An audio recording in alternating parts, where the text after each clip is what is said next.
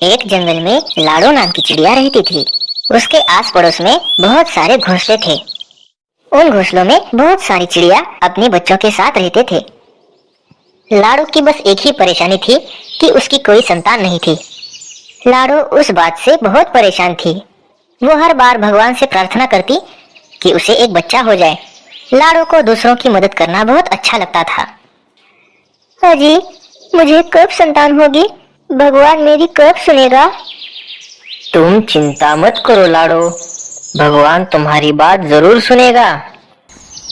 एक दिन लाडो ऐसे ही जंगल से गुजर रही थी।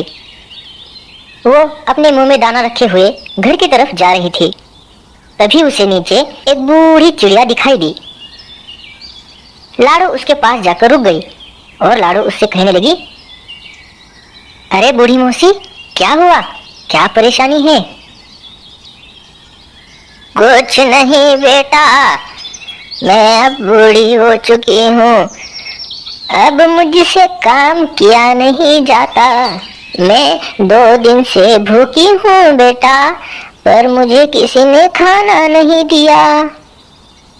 लाडो चिड़िया को उसकी दया आने लगी और उसने तुरंत उससे कहा, कोई बात नहीं मौसी, आप ये दाने रख लो, मैं दूसरे दाने लेकर घर जाऊंगी, आप ये खा लो।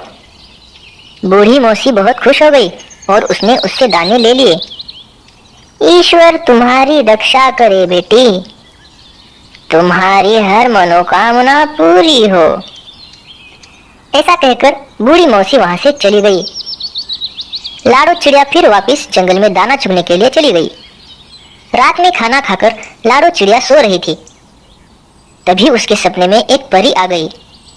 परी ने उससे कहा, लाडो, तुम्हारी मनोकामना अब जल्द पूरी होगी। पास वाले जंगल के टीले पर तुम्हें एक अंडा मिलेगा, तुम उसका संभाल करना, बड़ा होकर वो तुम्हारी रक्षा करेगा। परी के ऐसा कहने पर लाडो चिड़िया जाग गई। उसने चिड़े से कहा, अजी, मेरे सपने में परी आई थी, उसने मुझे बच्चे के बारे में बताया। अरे वाह, ये तो बहुत अच्छी बात है। दूसरे दिन सुबह होने पर लाडो चिड़िया खुशी से जंगल की तरफ निकल पड़ी। परी के कहे अनुसार वो जंगल के टीले की तरफ जा रही थी। लाडो को वहां पर एक चमकता हुआ अंडा दिखाई दिया। लाडो उसे देखकर बहुत खुश हो गई। वो वहां पर जाकर रुक गई। अरे, ये अंडा तो काफी बड़ा दिख रहा है और यहाँ पर इसके माँ बाप भी नहीं दिख रहे।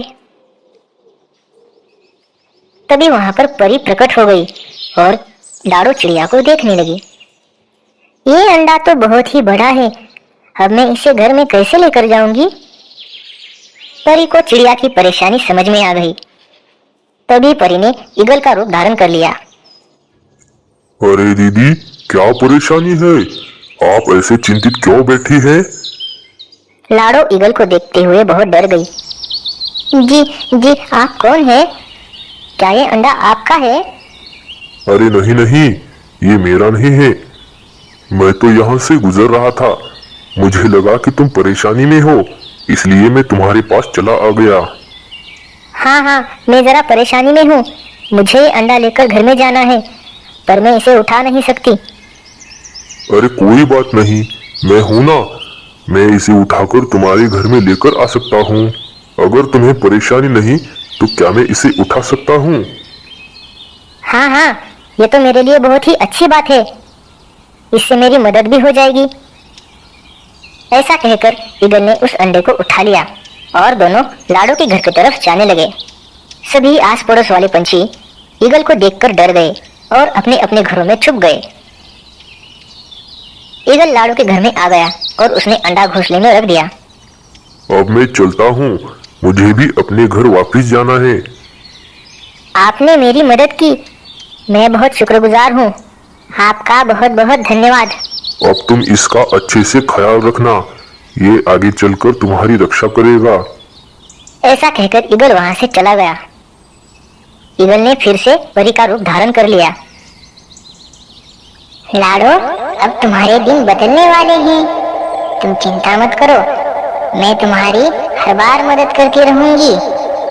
ऐसा कहकर परी वहां से गायब हो गई। थोड़ी ही देर में चिड़ा उड़कर घर में आ गया। उसने वो अंडा देखकर लाड़ो से पूछा, अरे लाड़ो, तुमने अंडा यहाँ कैसे लाया? अजी, एक बड़े से ईगल ने मेरी मदद की अंडा यहाँ पर लाने के लिए। वो मन का बहुत साफ था, अंडा छोड़ के वो जल्द से चला गया। ऐसे ही दिन गुजरते रहे और लाड़ो चिड़िया अंडे का ध्यान रखने लगी। सभी आस पड़ोस वाले पंछी आकर उस अंडे को देखकर चले जाते। थोड़ी ही दिन में अंडा फूटकर उसमें से बच्चा बाहर आ गया। बच्चे को देखकर लाड़ो बहुत ही खुश हो गई।